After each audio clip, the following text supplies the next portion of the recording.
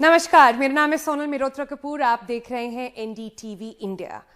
और क्या आप जानते हैं कि बिल गेट्स ने कहा कि करेंसी ऑफ द फ्यूचर जो है वो डिजिटल होने वाली है। इतने लोगों ने बात करी है, बहुत जाने माने लोगों ने ये बात करी है कि जो इंटरनेट ने इंफॉर्मेशन की हाल करी, जो एक तरह से रेवोल्यूशन आया उसके बाद, वैसा ही एक रेवोल्यूशन कैश और बैंकिंग स्ट्रक्चर में आने वाला है। ये सब संभव होगा क्योंकि एक क्रिप्टो करेंसी के नाम से बहुत बड़ा जायंट अभी है हमारे आसपास जो ये पूरा रेवोल्यूशन ला सकता है। अब ये क्रिप्टो करेंसी क्या है? क्या ये गैम्बल है कि क्या ये एक इन्वेस्टमेंट है? क्या ये गोल्ड ऑफ द फ्यूचर है या सिर्फ एक, जिसे कह सकते हैं, सोशल मीडिया बबल है, मिथ है? इसके बारे में आज हम जानकारी हासिल करेंगे। तो चलिए आपकी मास्टर क्लास शुरू करते हैं कि क्रिप्टो करेंसी आखिरकार है क्या। सबसे पहले शुरू करते हैं कि क्रिप्टो करेंसी का मतलब क्या होता है। तो क्रिप्टो का मतलब होता है, हमने इसको 2 वर्ड्स में अगर आप डिवाइड करें, क्रिप्टो का लिटरल मतलब होता है सीक्रेट, या इस कॉन्टेक्स्ट में अनोनिमस, मतलब जो अपनी पूरी आइडेंटिटी रिवील ना करे। और करेंसी तो आप जानते हैं इसका मतलब होता है मनी। क्रिप्टो करेंसी एक ऐसी करेंसी है जो किसी बैंक के द्वारा नहीं चलाई जाती, किसी देश की अथॉरिटी के द्वारा चलाई नहीं जाती। अगर आप इस पे एक्सचेंज करें, कोई चीज खरीदें या बेचें, तो इसमें कोई भी मिडलमैन नहीं होता है। जैसे अगर आप बैंक के थ्रू कोई इंटरनेशनल पेमेंट करते हैं तो उसमें एक कट जाता है, एक परसेंटेज होता है जो बैंक लेता है वो ट्रांजैक्शन करने के लिए, बुक कीपिंग करने के लिए। लेकिन इसमें ऐसा कुछ नहीं है। ये सब एक कोड के थ्रू चलता है जिसका नाम है ब्लॉकचेन। ब्लॉकचेन पे वापस जाएंगे, पूरी टेक्नोलॉजी पे वापस जाएंगे, उसमें कंफ्यूज मत हो जाइए। लेकिन मोटा मोटा क्रिप्टो करेंसी क्या है उस पर बढ़ते हैं, आगे बताते हैं आपको। बिटकॉइन के नाम पर लोग काफी कंफ्यूज हो जाते हैं। बिटकॉइन एक क्रिप्टो करेंसी का ही एक फॉर्म है। जैसे आपका डॉलर होता है, जैसे रुपीज होते हैं, जैसे यूरो होता है, वैसे ही क्रिप्टो करेंसी में एक करेंसी है जिसका नाम है बिटकॉइन। बिटकॉइन सबसे ज्यादा पॉपुलर करेंसी भी है। लेकिन क्या आपको पता है कितनी सारी करेंसीज होती हैं क्रिप्टो में?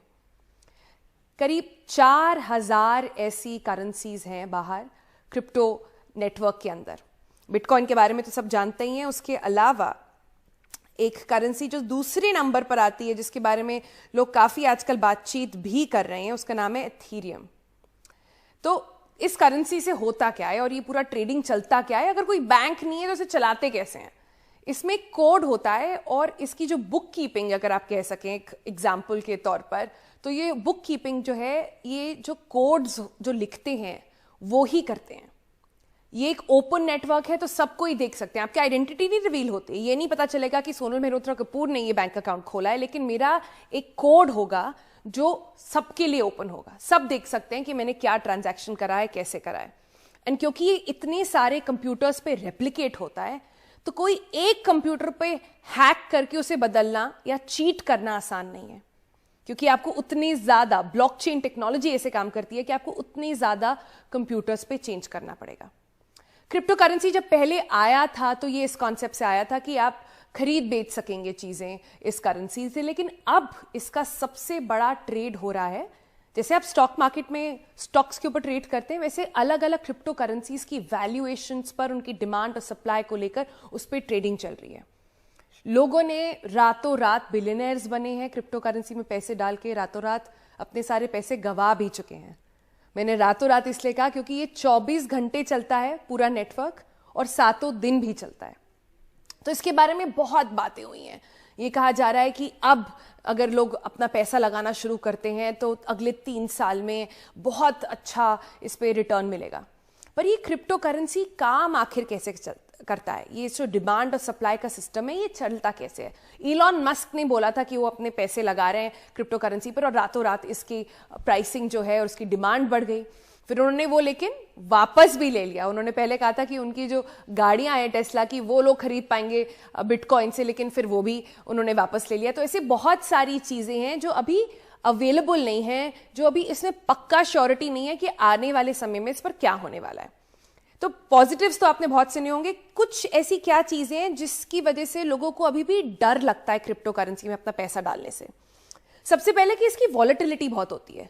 कोई बेसिस नहीं है इस बात का। जैसे आप स्टॉक मार्केट का ही हम उदाहरण ले लें, आप किसी शेयर में अगर इन्वेस्ट करते हैं तो आपको पता होता है कि उस कंपनी का, उस शेयर का पीएनएल क्या है, आगे एक्सपेंशन के प्लान्स क्या हैं, क्या कोई टेक ओवर होने वाला है या एक्सपैंड करने वाले हैं या इसके एक्सपेंसेस होने वाले हैं, तो आप उसके बेसिस पर लगाते हैं पैसा कि भाई ये कंपनी आगे वाले समय में आगे अच्छा कराने वाली है, तो इस पे दाव लगाया जा सकता है। लेकिन इसमें तो ऐसा कुछ नहीं है। लेकिन बिटकॉइंस में या क्रिप्टो करेंसीज में एक वाइट पेपर निकलता है जिसमें उसकी कुछ डीलिंग्स वगैरह लिखी होती हैं, लेकिन at the end of the day जितने ज्यादा लोग इसमें इन्वेस्ट करेंगे, वो कहा जाता है उतनी ज्यादा इसकी जो वॉलेटिलिटी है वो कम होगी। दूसरा जो क्रिटिसिज्म इस पर आता है कि ये एक एक्सचेंज की तरह अभी तक यूज नहीं हो सकता। जैसे मैंने आपको बताया कि इलॉन मस्क ने बोला था कि आप गाड़ियां खरीद सकते हैं, बर्गर किंग ने एक बार बोला कि आप बर्गर्स खरीद सकते हैं, लेकिन वो सब वापस ले लिया गया। एक और एनवायरमेंट कंसर्न आता है इसमें, बहुत इंपॉर्टेंट, क्योंकि इतने सारे कंप्यूटर्स पे टैबुलेशन हो रहा है, उतनी ज्यादा एनर्जी लग रही है। तो ये कहा जा रहा है कि भाई ये क्या आने वाले समय में अगर ऐसे ही चलता रहा तो कितनी एनर्जी कंज्यूम करेगा। और चौथा और सबसे इंपॉर्टेंट क्रिटिसिज्म परहैप्स जो इसमें चल रहा है वो ये है कि क्योंकि ये अनोनिमस है, इसे क्रिमिनल यूज में यूज करा जा सकता है, क्योंकि इस पे कोई रेगुलेशन नहीं है, कोई सरकार देख नहीं रही है कि कौन लोग ये ट्रांजैक्शंस कर रहे हैं, कहां पर इस्तेमाल हो रहा है।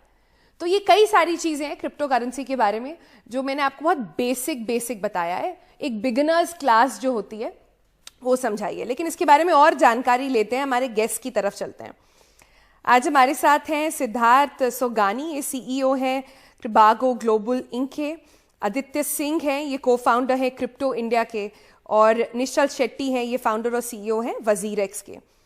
तो ये तीन जो जेंटलमैन हैं हमारे साथ, ये तो अपना पूरा काम चलाते हैं सिर्फ लोगों के क्रिप्टो करेंसीज में ट्रेड करा के, उनको एडवाइस देकर, गवर्नमेंट्स को, सरकारें जो इसमें इन्वेस्ट कर रही हैं उनको क्या करना चाहिए, इन सबको लेकर ये लोग इन्वेस्ट करते हैं। तो इनसे बेटर जानकारी हमें नहीं मिल सकती।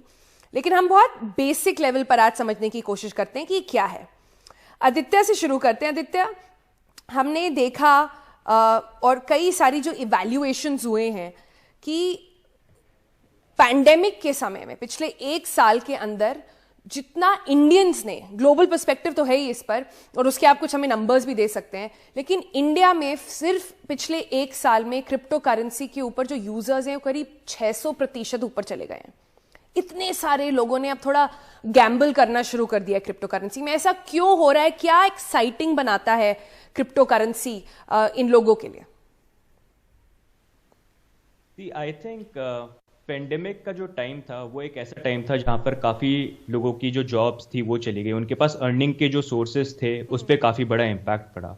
तो वहां पर बहुत सारे लोग ऐसे ऑप्शंस देख रहे थे जहां पर वो ऑनलाइन या कुछ काम करके यहाँ पर पैसे जो हैं उसको अर्न कर सकते हैं। तो वहीं पर क्रिप्टो, क्योंकि उस टाइम पे काफी ऑल ओवर द वर्ल्ड काफी पॉजिटिव उसको लेके चीजें आ रही थी। यूएस के अंदर फर्स्ट टाइम वहां पर ओसीसी, जो आप इक्विवेलेंट टू आरबीआई एक तरह से आप मान सकते हैं, उन्होंने इस तरह की रूलिंग दी कि अब बैंक्स जो हैं वो क्रिप्टो कस्टडी ऑफर कर सकते हैं। बड़ी बड़ी फर्म्स ने इन्वेस्टमेंट करना चालू किया, पेपैल ने सर्विसेज ऑफर करनी चालू करी। तो उसके कारण क्रिप्टो के अंदर जो रश था बेसिकली वहां से स्टार्ट हुआ। और जब वो रश चालू हुआ तो वो चीज धीरे धीरे करते हुए इंडिया के अंदर भी है, जहां पर लोगों ने ये अपॉर्चुनिटी देखी कि अगर ये एक ऐसा फील्ड है जहां पर बहुत जल्दी प्राइस राइज हो रहा है तो हम बहुत जल्दी इसके अंदर पैसा कमा सकते हैं। लेकिन एक वो मिसकंसेप्शन है, आप किसी भी फील्ड के अंदर जाते हैं तो वहां पर आपको कभी भी इस तरह से एंटर नहीं करना चाहिए ये व्यू पॉइंट लेके कि आप रातों रात करोड़पति बन जाएं, ऐसा कुछ बन जाएं, क्योंकि वैसी चीजें पॉसिबल होती नहीं है। तो अगर इन्वेस्टमेंट करना, कस्टमर्स को क्या एडवाइस देते हैं जो क्रिप्टो के बारे में अभी सिर्फ क्यूरियस हैं, जानना चाहते हैं कैसे करें, इन्वेस्ट करें ना करें, थोड़े अनश्योर हैं, उनको आप क्या एडवाइस देंगे? तो उनको मैं यही एडवाइस करूंगा कि सबसे पहले आप किसी भी चीज के अंदर इन्वेस्टमेंट करते हैं तो सबसे इंपॉर्टेंट चीज ये है कि आप उसके बारे में सब कुछ समझें। आप सबसे पहले तो मनी का जो हिस्ट्री है उसके बारे में पढ़ें, उसको जानें। फिर आप बिटकॉइन का जो व्हाइट पेपर है उसको पढ़ें, वो क्यों बना है और क्यों आज पिछले 10-12 साल से अगर आप देखेंगे वो बेस्ट परफॉर्मिंग एसेट क्यों बन रहा है और ऑल ओवर द वर्ल्ड किस तरह की पॉजिटिव अडॉप्शन हो रहे हैं। तो उससे एक आपको आइडिया मिलेगा। उसके बाद आप खुद अपने रिस्क के बेसिस पे आपको जिस तरह का इन्वेस्टमेंट करना आप कर सकते हैं। लेकिन अगर आप करें तो आप बिटकॉइन को बेसिकली देखें और वहां पर भी अपना पर्सपेक्टिव कम से 3 से 4 साल का आप रखें और उसमें भी आप चाहें तो रुपी कॉस्ट एवरेज करके इन्वेस्टमेंट करें, मतलब सेंसिबल इन्वेस्टमेंट करें। ऐसा नहीं कि आप जरूरत से ज्यादा उसके अंदर पैसा लगाएं। जी, तो कॉशन के साथ इसमें करें और थोड़ी रिसर्च के साथ करें कि क्यों बना है। आपने कहा कि पूरा हिस्ट्री ऑफ मनी पढ़ना चाहिए कि कैसे गोल्ड कॉइन सिल्वर कॉइन से हम कैश पर आए हैं, कैश से हम डिजिटल करेंसी पर आए हैं, और डिजिटल करेंसी अब हम क्रिप्टो करेंसी की बात कर रहे हैं। सिद्धार्थ की तरफ चलते हैं। सिद्धार्थ, लीगल एस्पेक्ट पे इस पे बहुत क्वेश्चंस आते हैं, लोगों को लगता है इस पे हमें क्या टैक्स देना पड़ेगा, नहीं देना पड़ेगा। और मैं अपने प्रोड्यूसर से बोलूंगी एक ग्राफिक्स भी अगर हम चलाएं कि पूरा ये लीगैलिटी जो है पूरे विश्व में कैसे चल रही है क्रिप्टो करेंसी की। कुछ देश हैं जिन्होंने अलाउ कर दिया है, कुछ देश हैं जिन्होंने रेगुलेशंस लाए हैं। इंडिया में अभी क्रिप्टो करेंसी ग्रे एरिया जैसे बोलते हैं उसमें है कि आरबीआई कह रहा है हम इसे नहीं मानते, लेकिन अभी क्योंकि डीलिंग्स चल ही रही हैं, इतने लोगों ने इस पे इन्वेस्ट करा हुआ है, करोड़ों की मात्रा है, कितना उससे भी ज्यादा पैसा लगा हुआ है, और हम ऐसे समय पर क्या एक्सपेक्ट करते हैं सरकार से इस पर? यस, सो वर्ल्ड के जो G20 नेशंस है उसमें से 18 देश ऐसे हैं जिसमें ये रेगुलेट हो चुका है। मतलब वहां पे इलीगल नहीं है, वहां पे किसी तरह का टैक्सेशन का प्रोविजन है कि अगर आपने सपोज $100 कमाए हैं तो आपको उस पर कितने प्रतिशत टैक्स देना है, उसमें आपको लॉन्ग टर्म कैपिटल गेन का ट्रीटमेंट कैसे करना है, ये सारे निर्देश जो हैं वो कंट्रीज की सरकारों की तरफ से आ चुके हैं। इंडिया में ये अभी तक क्लियर नहीं है, ग्रे एरिया है। तो यहाँ पे वी एडवाइस कि आप आपका जो करंट टैक्स स्लैब है विच इज 30% या जो मैक्सिमम स्लैब है आप वो भरें। इवन जीएसटी जो आप भर रहे हैं इससे रिलेटेड जो भी काम करें वो मैक्सिमम भरें, क्योंकि अगर सरकार फ्यूचर में कोई भी तरह का प्रोविजन लाती है तो we will be in accordance. तो ये एक चीज है। और बहुत सी कंट्रीज के अंदर इसको एसेट कहा जा रहा है, कहीं पे इनको करेंसी कहा जा रहा है। But the best thing is कि आप इसको एज एन एसेट ट्रीट करें। एसेट ट्रीट करने से इसमें इसकी बुक कीपिंग बहुत आसान हो जाती है। And I think G20 Nations में से 15 से 16 देश ऐसे हैं जो इनको कमोडिटीज या एसेट के परव्यू में रखते हैं, क्योंकि और इवन इंडिया को भी एसेट्स के परव्यू में रखना चाहिए, क्योंकि तो अगर आप इसको करेंसी को एक एसेट की तरह देखें, उसे एक्सचेंज करेंसी की तरह ना देखें, ये आप कह रहे हैं। और इसी फॉर्म में ये एक्सेप्ट हो रहा है बाकी सारे देशों में भी। पर इंडिया में इसका क्या रोल हो सकता है? निश्चल की तरफ चलते हैं। निश्चल, एक ब्रेक लेंगे हम, लेकिन उससे पहले मैं जल्दी से कमेंट लेना चाहती हूं आपसे कि अभी जब हमें क्लियर नहीं है कि कोई रेगुलेशन इसमें आएगा कि नहीं आएगा। मुझे पता है कि क्रिप्टो करेंसी में एक सेल्फ रेगुलेशन होता है, लेकिन अगर कोई फ्रॉड हो जाए, अगर कोई सिस्टम हैक हो जाए, सवाल ये है कि at the end of the day ये कोड है, तो इससे बेटर कोड हो सकता है लिखा जाए आने वाले समय में, जिससे इसे भी हम फूल कर सकते हैं, इसमें भी कोई लूप होल निकल आए। तो क्या इन सब चीजों के चेक्स एंड बैलेंसेस हैं अभी? देखिए, अभी जैसे आपने कहा कि ये रेगुलेटेड नहीं है, और इससे क्या होता है कस्टमर्स को थोड़ा प्रॉब्लम हो सकता है कि अगर उन्होंने कोई वेबसाइट यूज कर लिया जहाँ पे कोई चेक्स एंड बैलेंसेस नहीं है। तो एटलीस्ट इंडिया में हम क्या कर रहे हैं, हम सब एक्सचेंजेस मिलके हमने एक self regulatory code of conduct launch किया है, जहाँ पे ये जो नीडेड चेक्स एंड बैलेंसेस है वो हम फॉलो करते हैं। बट हम इसीलिए रेगुलेशन चाहते हैं ताकि एक गवर्नमेंट एक फॉर्मली एक चेक एक सॉर्ट ऑफ मैं बोलता हूँ कि रेगुलेटरी गाइडलाइंस लाए, जिससे कोई भी बिजनेस अगर कर रहा है इस सेक्टर में तो कस्टमर प्रोटेक्शन, फंड प्रोटेक्शन, ये सब लोग डे वन से रहे उनके वेबसाइट्स में, एक्सचेंजेस में। पर जब तक वो नहीं होता, आई थिंक कस्टमर्स को कॉशन लेना चाहिए और ये देखना चाहिए कि आप जिस वेबसाइट में आप निवेश करोगे और जिस क्रिप्टो में आप निवेश करने वाले हो उसका बैकग्राउंड क्या है और कितने समय से ये चल रहा है, वो बहुत इंपॉर्टेंट है। जैसे बिटकॉइन फॉर एग्जांपल 10 साल से चल रहा है और कभी हैक नहीं हुआ है, तो आपको पता है एक स्ट्रांग नेटवर्क है और इसमें करीबन 40-50 मिलियन लोग पूरे दुनिया में बिटकॉइन खरीद चुके। अब कोई नया टोकन आपने सुन लिया कि लॉन्च हुआ है, पर उसमें शायद 10,000 लोग भी नहीं रहेंगे, तो आपको पता है कि उसमें रिस्क उतना ही ज्यादा है क्योंकि किसी ने अभी तक उसको टेस्ट नहीं किया है और शायद 1 महीने भी नहीं चला है अब तक।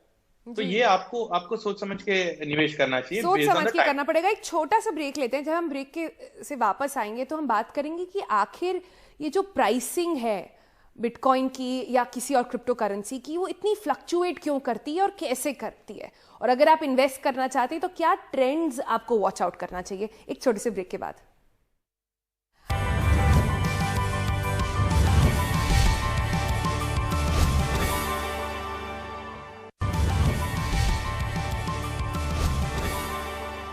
आप देख रहे हैं क्या आप जानते हैं, और आज हम आपको दे रहे हैं कुछ बेसिक्स क्रिप्टो करेंसी के बारे में। अपने पैनल की तरफ वापस चलते हैं। और निश्चल, हम आपसे जाने से पहले ब्रेक पर ये जानने की कोशिश कर रहे थे कि आखिर ये वॉलेटिलिटी जो इतनी आती है क्रिप्टो करेंसी में, ये कैसे आती है, और अगर कोई वॉच आउट कर रहा है इन ट्रेंड्स को तो किन चीजों पर ध्यान रखना चाहिए। देखिए, अभी आप बिटकॉइन अगर आप देखोगे, ये सिर्फ 10 साल हुआ है बिटकॉइन लॉन्च होके, और करीबन 10 या 12 करोड़ लोग हैं दुनिया में जो क्रिप्टो में इन्वेस्ट करते हैं। अब आप इसको कंपेयर करोगे गोल्ड से, तो गोल्ड हजारों सालों से चल रहा है, और 100-200 करोड़ लोग शायद गोल्ड में निवेश कर रहे हैं। तो ये मार्केट गोल्ड का बहुत बड़ा है। इसलिए अगर आप कोई एक छोटा सा न्यूज आ जाए या बड़ा भी न्यूज आ जाए, गोल्ड 1% भी मूवमेंट हो गया तो आई थिंक उसे लोग चौंक जाते हैं। पर बिटकॉइन क्योंकि ये छोटा मार्केट है, तो अगर समझो एक इलॉन मस्क ने ट्वीट कर दिया तो पूरे दुनिया के सब मीडिया वाले उसे कवर कर देते हैं। जैसे ही मीडिया कवर करता है तो बिटकॉइन में नए निवेशक आ जाते हैं, और उससे आप देखते हो कि प्राइस राइज क्विकली हो रहा है, क्योंकि जो बिटकॉइन का एक्चुअल जो होल्डिंग पॉपुलेशन है वो बहुत छोटा है। तो कल को अगर भारत सरकार अगर कोई इस पे स्टेटमेंट भी देती है तो इसमें बहुत फर्क पड़ने वाला है क्रिप्टो करेंसी पर। आखिरी 1 मिनट है तो मैं क्विकली आदित्य और सिद्धार्थ के पास एक छोटे कमेंट की तरफ जाना चाहती हूँ, और दोनों से मैं ये जानना चाहती हूँ। सिद्धार्थ, आप पहले बताइए कि अगले आने वाले 5 सालों में आप क्रिप्टो करेंसी को कहाँ देखते हैं। आने वाले 5 साल में क्रिप्टो करेंसी का फ्यूचर बहुत ब्राइट है। इसका मेन रीजन ये है कि लास्ट 2 साल के अंदर गवर्नमेंट ने बहुत पैसे प्रिंट किए हैं। तो जब मार्केट में इन्फ्लेशन बढ़ जाता है, स्टेबल एसेट्स जो होते हैं, जो जैसे गोल्ड, सिल्वर और बिटकॉइन, ये ऊपर जाने लग जाएंगे। कमोडिटी स्टॉक मार्केट भी ऊपर जाने लग जाएगी। तो ये गवर्नमेंट का जो हेलीकॉप्टर ड्रॉप है उसको देखते हुए आई बिलीव क्रिप्टो करेंसी की प्राइसेस बहुत, स्पेशली बिटकॉइन की प्राइसेस बहुत ऊपर जाएगी। आदित्य की तरफ चलते हैं। आदित्य, 5 साल में आपका क्या प्रेडिक्शन है क्रिप्टो के लिए? 5 साल के अंदर आई थिंक बिटकॉइन का जो अडॉप्शन है वर्ल्ड लेवल पे वो बहुत पॉजिटिव तरीके से बढ़ेगा, जिस तरह से अभी हो रहा है। और अभी 2020 के अंदर जिस तरह से all over the world regulation आए, इंडिया को छोड़ के, जहां पर हम सोचते हैं मतलब वी ऑल्सो होप कि यहाँ पर भी कुछ पॉजिटिव आए, तो उसके अकॉर्डिंग अभी ये चीज स्टार्ट हो चुकी है जो जाने वाली नहीं है। तो बिटकॉइन एक ऐसी चीज है जो which is here to stay. तो ये एक काफी, पर अभी हमें देखना पड़ेगा कैसे जाता है। आज के प्रोग्राम में हमने बहुत बेसिक समझने की कोशिश करी। अगर आपको ये प्रोग्राम अच्छा लगा और आप और जानकारी चाहते हैं क्रिप्टो के बारे में तो हमें जरूर लिखें। हम फिर से इन जेंटलमैन को बुलाएंगे और फिर से इसके बारे में डिटेल डिस्कशन करेंगे कि आखिर क्रिप्टो करेंसी का फ्यूचर क्या है और क्या ये आपके लिए सही है। फिलहाल आज के लिए इतना ही। नमस्कार।